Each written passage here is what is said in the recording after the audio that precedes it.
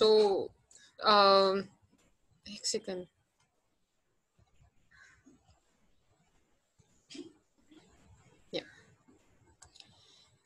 In the last session we were talking about elasticity of demand, right? आपण elasticity of demand चा विचार केला की आणि आपण हे शिकलो की इलॅस्टिसिटी ऑफ डिमांड म्हणजे तुम्ही ऍक्च्युअली तुमची डिमांड कशी चेंज करताय according to the factors which are affecting demand, right? Price, income, price of substitute, taste, fashion, preferences, anything you want, हे सगळे फॅक्टर्स हे डिमांडला अफेक्ट करतात. क्या फैक्टर्स प्रमाणे तुमची डिमांड कशी चेंज होते, कैसी चेंज हो रही है आपकी demand. Okay, that's what we thought about elasticity. जर ती खूप पटकन चेंज झाली थोड्याशा चेंजनी, we will be calling it elastic demand. जर खूप प्राइसचा मोठा चेंज आहे पण अकॉर्डिंगली क्वांटिटी खूप कमी चेंज होतीये demanded, then we will call it inelastic demand, असं आपण सिम्पली म्हटलं होतं. Then we went further and we saw one type of elasticity of demand, that is a price elasticity of demand, right? Price elasticity of demand में क्या था? तो उसमें था कि जैसे डिमांड का चेंज होना प्राइस पे डिपेंड करेगा, other things remaining same, remaining constant. तो जैसे कि आपकी प्राइस अगर बहुत ज्यादा बढ़ गई लेकिन आपकी क्वांटिटी डिमांडेड उतनी चेंज नहीं हुई, then we will call it inelastic demand. inelastic जो अकॉर्डिंग टू प्राइस है. अगर आपकी प्राइस थोड़ी सी ही चेंज होती है लेकिन उसके हिसाब से डिमांड बड़ा ही चेंज हो रहा है, हम उसको बोलने वाले थे elastic demand. Are we getting this? ये सब आपको थोड़ा थोड़ा याद होना चाहिए. उसके हिसाब से हमने 5 टाइप देखे थे. एक था highly inelastic, highly inelastic, that is elastic, perfect elastic, relatively elastic, unitary elastic, relative inelastic आणि perfect inelastic. हे 5 टाइप होते. तुम्हाला आठवतात कोणते टाइप होते ते? माझ्या मागून म्हणा बरं. पहिला होता perfectly elastic. कोणता होता? Perfectly elastic. Very good. दूसरा होता relatively elastic. Relatively elastic. Correct. तिसरा होता युनिटरी इलास्टिक किंवा unit elastic. Unitary elastic. Correct. Fourth होता रिलेटिवली इन इलास्टिक. आणि पाचवा होता perfectly in elastic. Very good. वाटतंय की नाही आता दुसरीत किंवा पहिलीत येऊन बसल्यासारखं. सो सी, न दिसण्याचा प्रॉब्लेम. मला कळत नाही ना तुम्ही किती लोक जागे आहात, किती लोक झोपतात. जरा आवाज बिवाज ऐकल्यावर बरं वाटतं आपलं. आहेत लोक, मी एकटीच बडबडत नाहीये असं कळायला लागतं. Okay, so let's get further. Will go further from this level. Okay, so I think ये शायद हमने पूरा कुछ देखा था. ये टाइप्स देखे थे. परफेक्टली इलास्टिक का मेजर होता है कि उसकी इलास्टिसिटी इनफाइनाइट होती है, अड़वा 8. ओके, ऐसा. फिर रिलेटिवली इलास्टिक में आपकी इलास्टिसिटी 1 से ज्यादा होती है. यूनिटरी इलास्टिक में परफेक्टली 1 रहती है. रिलेटिवली इन इलास्टिक में 1 से कम रहती है और परफेक्टली इलास्टिक में पूरी की पूरी 0 रहती है. ओके, अब इसके बारे में इन डेप्थ एक एक के बारे में सोचते हैं. Okay, so let's C perfectly elastic demand. Okay, the demand is said to be perfectly elastic when a small rise in price would result in fall in demand to 0.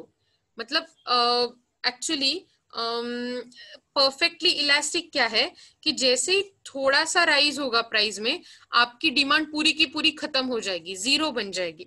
Okay, मतलब पूरा बंद ही हो जाएगा. So while a small fall in price results in demand to become infinite, तो थोड़ा सा भी price change हुआ, थोड़ा सा भी प्राइस में उतार हुआ, मतलब थोड़ी सी प्राइस भी कम हो गई तो आपका डिमांड एकदम से बढ़ जाएगा, infinite. We can't measure it कि कितना बढ़ेगा, कैसे बढ़ेगा.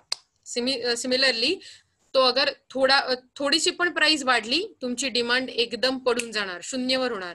आणि थोडीशी पण प्राइस कमी झाली तर तुमची डिमांड एकदम इन्फिनिट होऊन जाणार, एकदम वाढून जाणार. So that's why therefore it is known as infinite elasticity. So जी परफेक्टली इलॅस्टिक आहे त्याला आपण काय म्हणतो, इन्फानाइट इलॅस्टिसिटी. इन्फायनाइट म्हणजे अनंत, अमोज. Okay, it is theoretical concept only as it has no importance in the practical world. Practical world मध्ये अशा प्रकारचे एक्झाम्पल बघता येत नाही. This can be shown by straight line demand curve parallel to horizontal axis. Horizontal axis म्हणजे x axis. So x axis ला सारखा parallel असलेला डिमांड कर्व हे त्याचं उदाहरण आहे, किंवा हे अशा प्रकारे ते ग्राफवर शो करता येतं.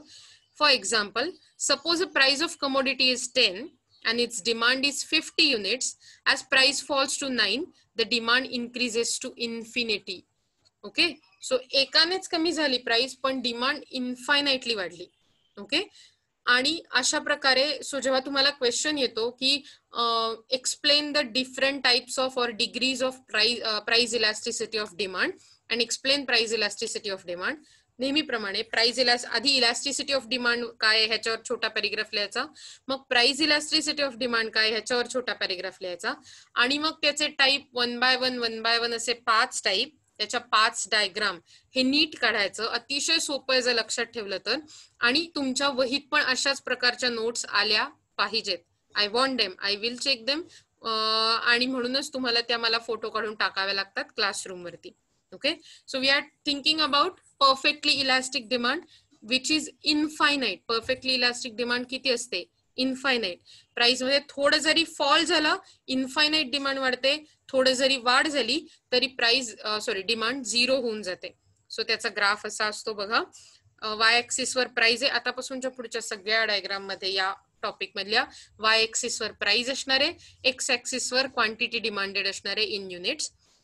ओके, सो पी ही तुमची प्राइस लेवल आहे, डी हा तुमचा डिमांड कर्व आहे, आणि तुम्ही बघू शकता की थ्रू आउट तुमची डिमांड तुम्हाला काही ती पॅरलल आहे, त्यात काहीच वेगळं नाहीये. In figure, x axis shows the quantity demanded, y axis shows price. DD curve is a demand curve. The initial demand at point P is Q units. So at point P, you are demanding Q units. Okay. When the price is slightly decreased, it leads to an increase in demand by so I guess it's a wrong description for that. Let's just go further. Okay. Relatively elastic, that is it must be greater than 1. Okay. Relatively elastic demand occurs when proportionate changes in demand is greater than proportionate change in price. So जेव्हा तुमच्या प्राइसच्या तुलनेत demand खूप वाढते, then it is relatively elastic. It means that there will be greater change in demand due to the small change in price. It is also known as highly elastic demand and more than unitary elastic demand. So ती perfectly one नाहीये आणि ती infinite पण नाहीये, ती मधली आहे त्या दोघांच्या, आणि म्हणून त्याला म्हणतात relatively elastic demand. PED is always greater than 1. For example, suppose the price of commodity is rupees 40 and the quantity demanded is rupees 20 units. So आधी 40 rupees ला 20 units ची डिमांड आहे. Okay, as the price declines to rupees 30, the price कमी झाली 30 ने, the demand increases to 30 units. मगाची जी 20 units ची डिमांड होती वो अब कितनी हो गई, 30 units हो गई. It implies that it is relatively elastic demand. ये दिखाता है कि ये बहुत रिलेटिवली इलास्टिक है, मतलब इसकी इलास्टिसिटी ग्रेटर देन 1 है. हमने भी जो एग्जांपल देखा था, अगर आपको याद है, तो इसमें भी वैसे ही था. ये हमारी 1.25 आई थी, आपको अगर याद है तो, डिमांड, और 1.25 इज ग्रेटर देन 1, मतलब हमारे एग्जांपल में जो इलास्टिसिटी हम बोल रहे थे वो रिलेटिवली इलास्टिक था. तो इसका ग्राफ ऐसे आ जाता है, obviously x axis y axis price and quantity, और ये ऐसा निगेटिव स्लोप वाला डिमांड कर्व है. अगर आप देख सको तो ये जो पी और P1 के बीच में जो फासला है, मतलब जे डिफरन्स आहे P आणि P1 मध्ये जे अंतर आहे त्याच्यापेक्षा खूप जास्त अंतर Q1 आणि Q मध्ये, बरोबर?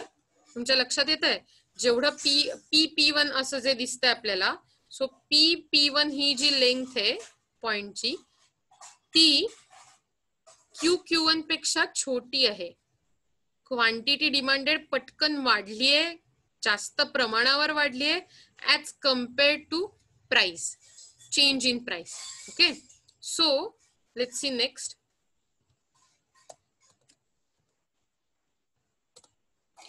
In figure the x-axis shows the quantity demanded and y-axis. Again, हे पहिले पॉइंट सेम येणार आहेत जेव्हा तुम्ही तुमची डायग्राम एक्सप्लेन करत असाल तेव्हा. नेहमी डायग्रामचं एक्सप्लेनेशन तिच्या खाली आलंच पाहिजे. ओके, कुठलीही डायग्राम काढताना. DD is the demand curve. At point P, the quantity demanded is Q units. As the price increases to P1, the quantity demanded is decreased to Q1 units. So जैसे price P1 तक पहुंची, आपकी जो original quantity थी Q, वो Q1 तक कम हो गई. समझ में आ रहा है? जशी प्राइस वाढली तशी क्वांटिटी कमी झाली. P वरून प्राइस P1 वर वाढली तर Q वरून क्वांटिटी Q1 वर कमी झाली. ओके, लेफ्ट साइडला सरकली. Here the change in price is less than change in quantity demanded. हे आपण, मला वाटतं मी तुम्हाला या प्रकारे दाखवलं होतं. So here the change in price is less than change in quantity demanded, and it can be said that it is it's not perfectly elastic, it is relatively elastic. I think there are some of माझं लिहिणं कुठेतरी of track झालाय. So this is relatively elastic demand. तुमच्या, मी हे सगळं change करून देणार आहे तुम्हाला जेव्हा नोट्स देईन तेव्हा, पण लक्षात ठेवा. Okay, it is relatively elastic demand. Let's go further.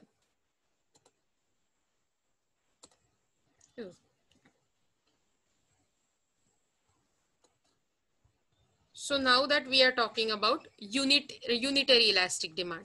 Unitary elastic demand म्हणजे तुमची इलास्टिसिटी किती पाहिजे सांगा बरं मला. 1. करेक्ट. मगाशी आपण दोन टाइप बघितले, त्यात पहिलं होतं perfectly elastic.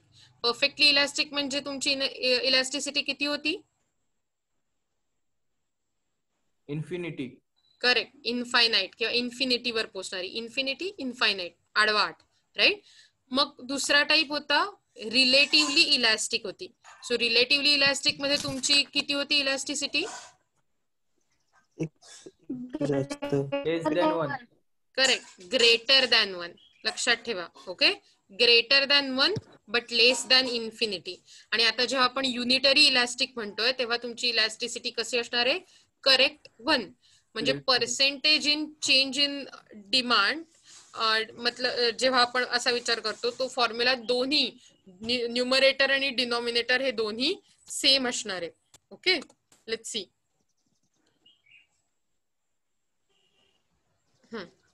The demand can be said as unitary elastic when the price change in quantity demanded is equal to the percentage change in price. So percentage change in price आणि percentage change in quantity demanded हे equal to असले पाहिजेत. म्हणजे P1 is equal to Q1. Okay, it is also known as unitary elastic. It is an imaginary concept as rarely found in the practical world. आपण नेहमी relatively elastic, relatively inelastic किंवा perfectly inelastic अशाच गोष्टी मार्केटमध्ये बघतो. खूप कमी वेळा युनिटरी इलास्टिक बघायला मिळते.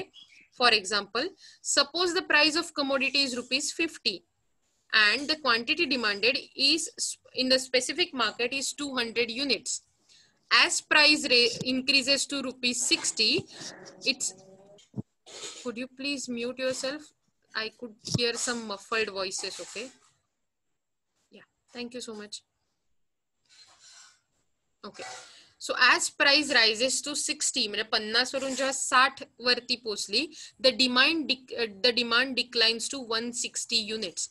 करेक्ट, तेवढ्या पर्सेंट मध्ये तुमची डिमांड कमी झाली. प्राइस जेवढी वाढली तर 50 वर 60 वाढणं याचा अर्थ 20% वाढणं. सो 20% जेव्हा तुमची प्राइस वाढली तेव्हा 20% डिमांड कमी झाली. सो 200 चे 20% किती येतात तुम्हाला माहितीये का?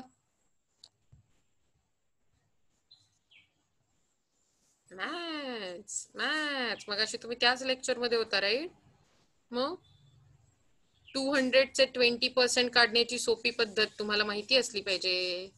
नाही माहितीये?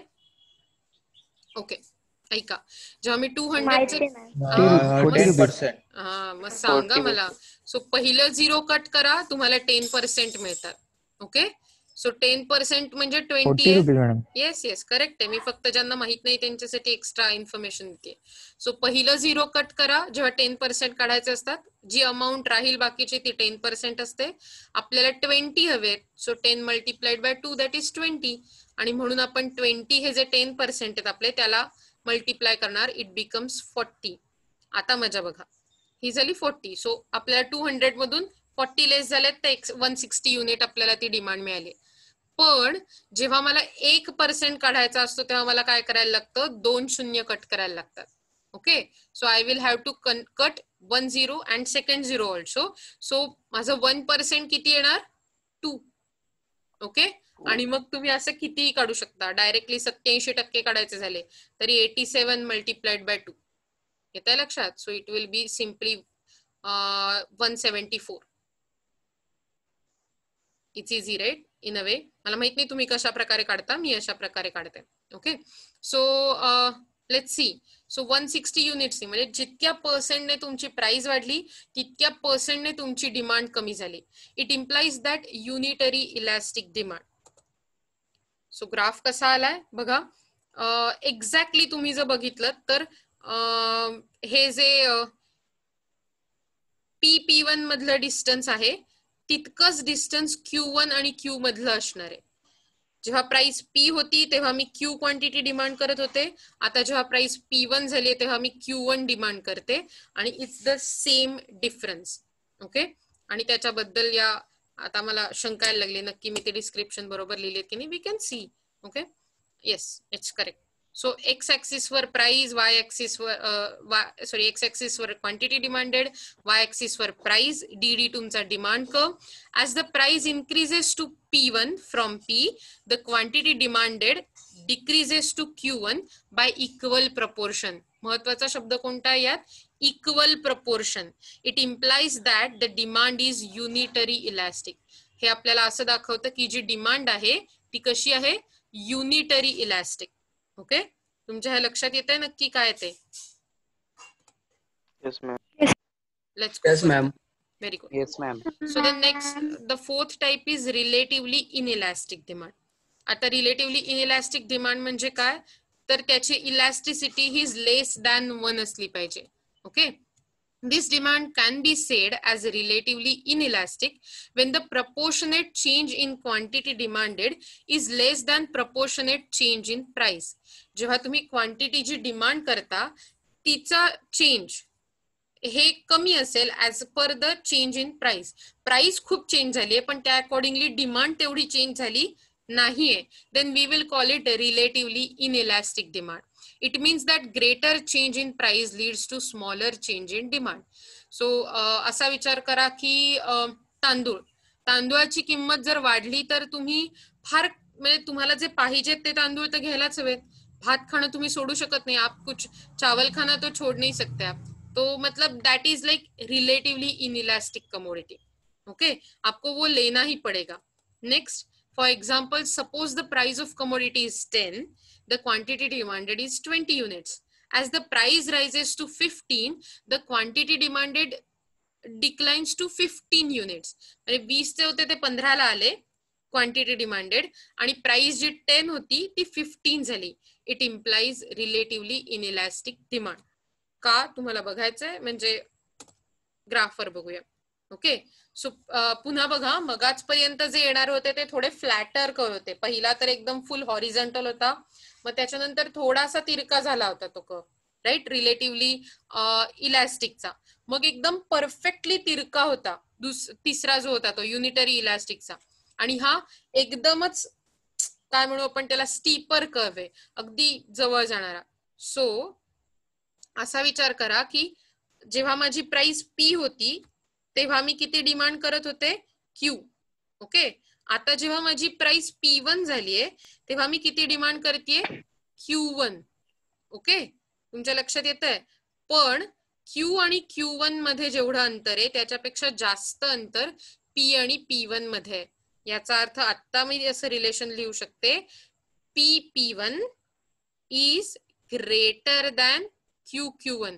मला सांगा ही कशाच्या अपोजिट कंडिशन आहे रे मगाशी बघितलेल्या? तो कोणता टाइप होता?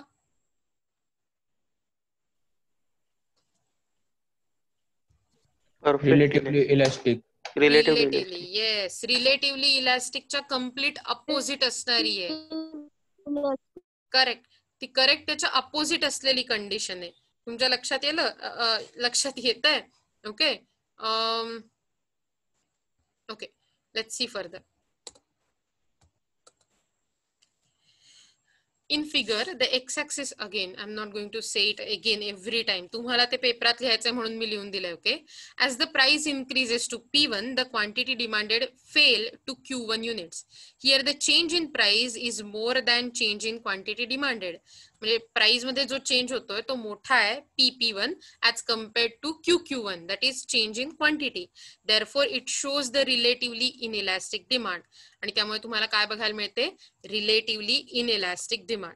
Now see perfectly inelastic, that is 0. आता तुमची कशी होणार आहे डिमांड? पूर्णच्या पूर्ण 0. जनरली असा विचार करा, औषधांच्या बाबतीत, जीवनावश्यक औषध आहेत त्या बाबतीत ही डिमांड बघायला मिळू शकते. कारण कितीही प्राइस वाढली तर तुम्हाला जगायचं असेल तर तुम्हाला औषधं घ्यायला लागतात, किंवा कितीही प्राइस कमी झाली तर तुम्ही जास्त औषधं पण घेणार नाही.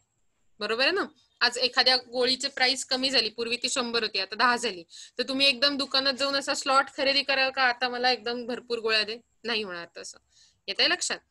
When the demand doesn't change with the change in price, जेव्हा डिमांड कुठल्याही प्रकारे चेंज होत नाही, change in price, whether rising और फॉल, जरी प्राइस वाढली किंवा कमी झाली तरी, then demand is said to be perfectly inelastic.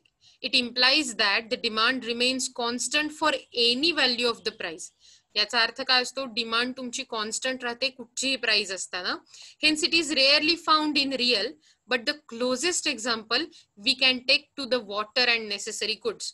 असा विचार करा, तुमच्याकडे जर समजा बिलकुल पाणी नसेल तर, आणि तुम्हाला पाणी विकत घेऊन प्यायला लागत असेल, तर पाण्याची किंमत कितीही वाढली तरी तुम्ही पाणी तर विकत घेणार, राईट?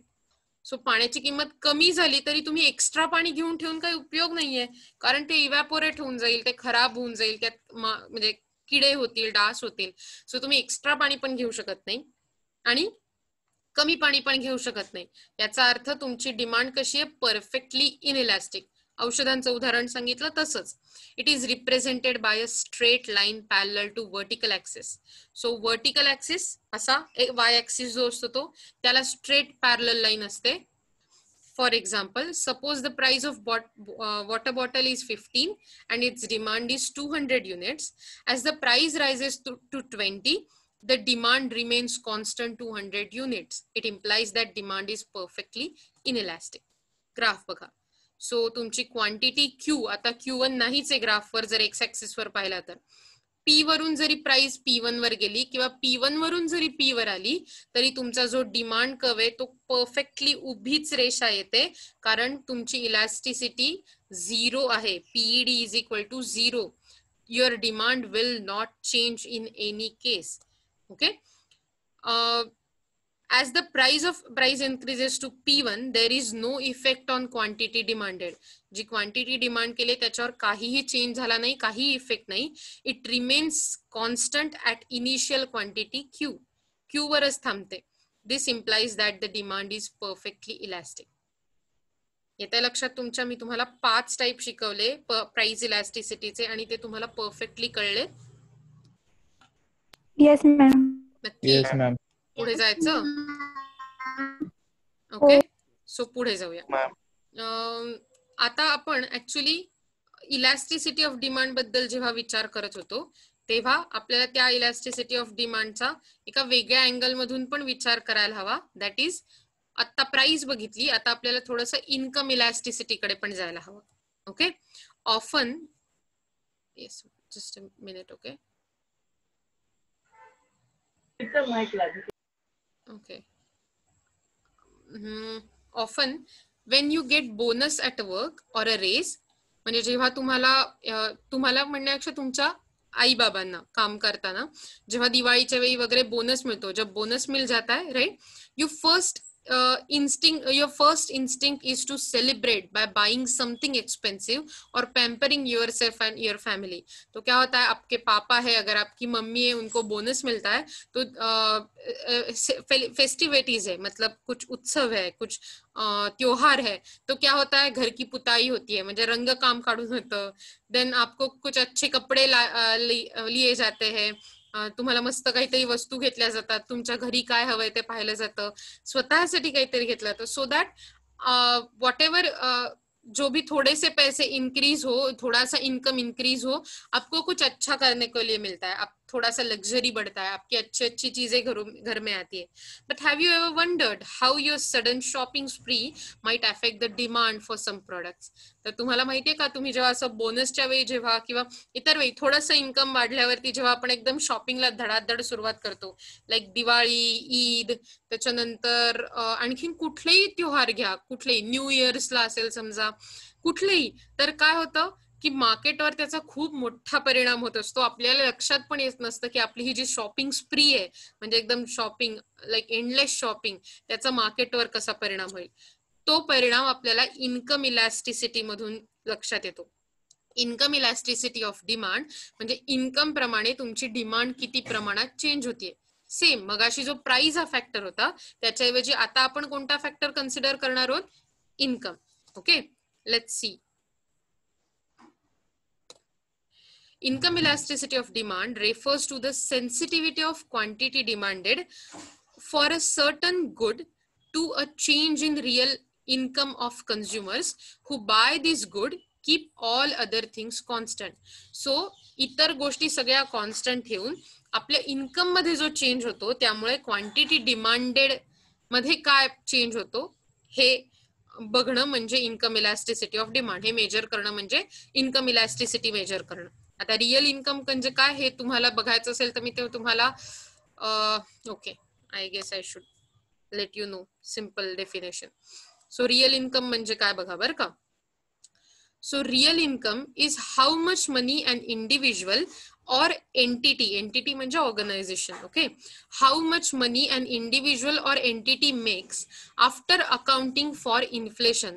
म्हणजे कदाचित असा विचार करा, पूर्वी लोकांचे पगार माझ्या आजोबांच्या काळात, आपके ग्रैंडफादर के टाइम पे उनके पहले पगार होते थे 250 रुपीज पर मंथ. क्या आपको लगता है 250 रुपीज में आज चल पाएगा? कोणी तुम्हाला असं वाटतं तुमच्यापैकी कोणाला आहे की 250 रुपयात एकदम सगळं झकास मज्जा आनंद?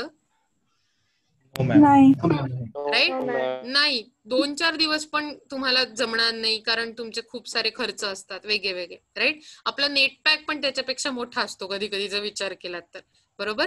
सो मग मी असं म्हटलं की अरे तेव्हा ज्या माणसाला, पण तेव्हा त्यांना पुरत होते, राईट, तेव्हा त्यांना कमी पडले का ते पैसे? नाही, तेव्हा त्यांना जास्त होत होते पैसे ते. ओके, त्यांचं सेव्हिंग्स बिविंग्स होत होतं 250 रुपयात, बरोबर. म्हणजेच तेव्हा काय होतं, इन्फ्लेशन, भाववाढ, प्राइस राइजिंग जो था वो बहुत कम था. ओके, उसके हिसाब से ये चल रहा है. जब भी हम सोचते हैं ये बारे में, तो हमें देखना चाहिए आपका इनकम आपके इन्फ्लेशन को क्या मैच कर रहा है, मतलब इन्फ्लेशन को अकाउंट करके है क्या. तर आज माझं इन्कम जर मग 25,000 असेल, तर ऑब्व्हियसली बाकी सगळ्या वस्तू ज्या मला घ्यायच्या आहेत त्याच्यात पण भाववाढ झाली आहे, म्हणजेच मला माझं इन्कम पण त्या प्रमाणात वाढवायला लागेल. सो त्यावेळेचे कदाचित 25,000 आणि आजचे 25,000 यात जमीन आसमानाचं अंतर आहे. तो उस टाइम के 25,000 माइट बी टुडेज 25 lakhs. समझ में आ रहा है. सो रियल इनकम मतलब जब आप इन्फ्लेशन को काउंट करके इनकम समझते हो वो. Okay, it is sometimes called a real wage when referring to the individual's income. एका पर्टिक्युलर पर्सनच्या इन्कम बद्दल म्हणायचं असतं तेव्हा त्याला काय म्हणतात, real wage. Individuals often closely track their nominal versus real income to have the best understanding of purchasing power. So generally लोक काय करतात, लोक बेस्ट अंडरस्टँडिंग करण्यासाठी नॉमिनल इन्कम म्हणजे टोटल पगार 25,000 आहे हे, आणि त्याचा ऍक्च्युअली इन्फ्लेशनशी होणारा परिणाम याबद्दल ट्रॅक करतात. सॉरी. सो लेट्स सी की पुढे काय येतं. The formula for calculating income elasticity of demand is the percentage change in quantity demanded divided by percentage change in income. मगाचा फॉर्म्युला काय होता प्राइसच्या वेळी? Percentage change in quantity demanded divided by percentage change in price. आता फक्त त्या percentage change in price हा जो डिनॉमिनेटर आहे त्या प्राइसच्या जागी इन्कम घालायचं आहे. Okay. With income elasticity of demand you can tell if a particular good represents a necessary or a luxury. त्या इन्कम इलास्टिसिटी वरून आपण ठरवू शकतो की एखादं गुड हे नेसेसरी गुड आहे म्हणजे इसेन्शियल गुड आहे रोजच्या वापरासाठी की लक्झरियस गुड आहे आनंदासाठी विश्रांतीसाठी मज्जेसाठी खरेदी केलेलं गुड आहे. ओके. कसं ते आपण पुढे बघणार आहोत. Okay. Let's see again. Go to this slide because we have some video waiting for us.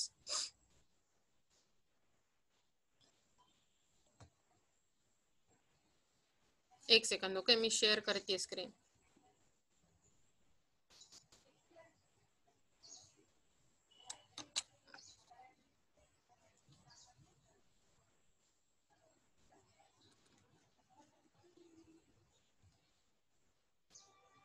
Income elasticity of demand is a measure of how consumer demand changes when income changes. The formula for income elasticity of demand is percent change in quantity demanded divided by percent change in income. इथे लक्षात formula percentage change in quantity demanded divided by percentage change in income.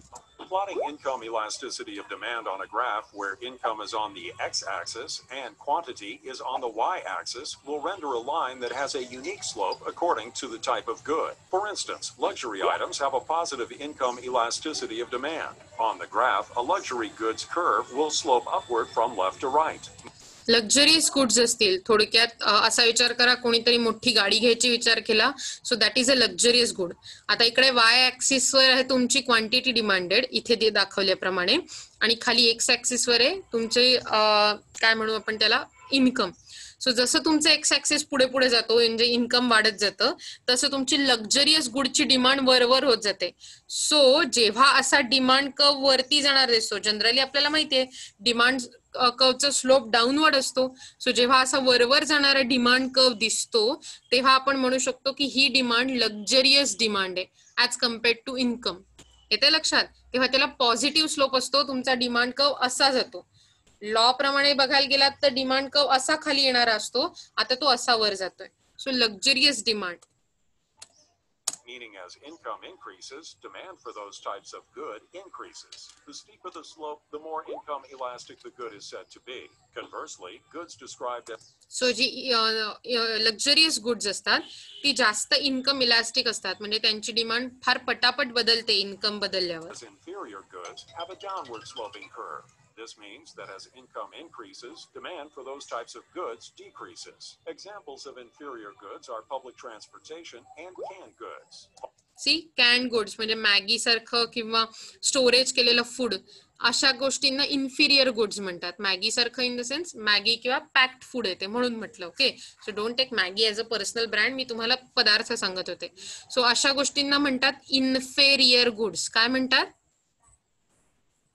Inferior goods. Correct. Inferior good. Inferior goods म्हणजे कमी महत्वाची असणारी goods आणि त्यांचा demand slope मात्र downward sloping असतो कारण जशी तुमचं इन्कम वाढतं तुम्ही कमी क्वालिटीची गुड्स घ्याल का रे जसं इन्कम वाढतंय तसं घ्याल? No, हो ma'am. मॅम. No, नाही. ma'am. No, ma'am. तुम्ही चांगल्या क्वालिटीची गुड्स घेण्याचा विचार कराल. राइट. एंड दैट्स व्हाई जो कि आप अच्छे क्वालिटी की ही गुड लेना चाहते हो तो जैसे इनकम बढ़ेगा इंफीरियर गुड्स का डिमांड कम कम कम होता जाएगा डाउनवर्ड स्लोपिंग निगेटिव स्लोप के ऊपर. Okay. Finally, some goods are immune from demand changes due to changes in income. These types of goods have a curve that is flat, meaning demand stays the same as income rises. These are usually consumer staples that people buy no matter what their income. Examples include soap and toilet paper. So जैसे soap है toilet paper है या फिर जो चीजें रोज की लगती है झाडू नंतर बेडशीट्स असं वगैरे जे काही असेल ते की जे तुम्हाला नॉर्मल नेसेसरी असतं ज्याला स्टेपल कन्झ्युमेबल किंवा स्टेपल गुड्स असं म्हटलं जातं यांच्यासाठी एक फ्लॅट डिमांड कर्व असतो म्हणजे त्याला काही डिमांड डिसाईड नाही करतायत तुम्हाला काही की तुमचं इन्कम वाढलं तर तुम्ही सोप घेतच राहणार आहात ना टॉयलेट पेपर घेत राहणार आहात हा मे बी ब्रँड चेंज होईल पण तुमची डिमांड ओव्हरऑल सेमच राहते. ओके. ती अशी वर खाली इनफायनाईट स्लोपची चेंज होते, जशी आपण परफेक्टली इलास्टिकची बघितली होती. बरोबर. Businesses use income elasticity of demand to forecast sales and plan production for their products. Okay. So business वाले जे लोक असतात ते जनरली डिमांड इन्कम इलास्टिसिटीचा वापर करून घेतात तुमच्या म्हणजे काय म्हणू जास्त प्रॉफिट मिळवण्यासाठी आणि मार्केटमध्ये ऍक्च्युली काय दिलं पाहिजे याचा विचार करण्यासाठी. Okay. So that was about income elasticity. मग अशी म्हटल्याप्रमाणे काय फॉर्म्युला आहे, percentage change in demand divided by percentage change in income. The elasticity of demand measures how factors such as price, income affect the demand for a product. The income elasticity of demand measures how the change in consumers' income affect the demand for a specific product. एका specific product साठी demand कशी change होईल जर तुमचं income change झालं तर. We can categorize income elasticity of demand into 5 different categories depending on value. 5 वेगवेगळ्या categories मध्ये ती आपण बघू शकतो. नॉर्मल गुड्स जे आपले रोजचे, ज्याला आपण स्टेपल गुड्स म्हटलं मगाशी, साबण वगैरे, have a positive income elasticity of demand. As an consumers income increases there is increase in quantity demanded. जसं आपली नॉर्मल गुड्स म्हणजे असा विचार करा तुमचे कपडे, लहान मुलांची खेळणी असं वगैरे. सो जसं तुमचं इन्कम वाढेल तशी तशी तुमची डिमांड पण वाढत जाते. नेसेसिटीज म्हणजे इसेन्शियल गुड्स किंवा necessary goods have an income elasticity between 0 to 1.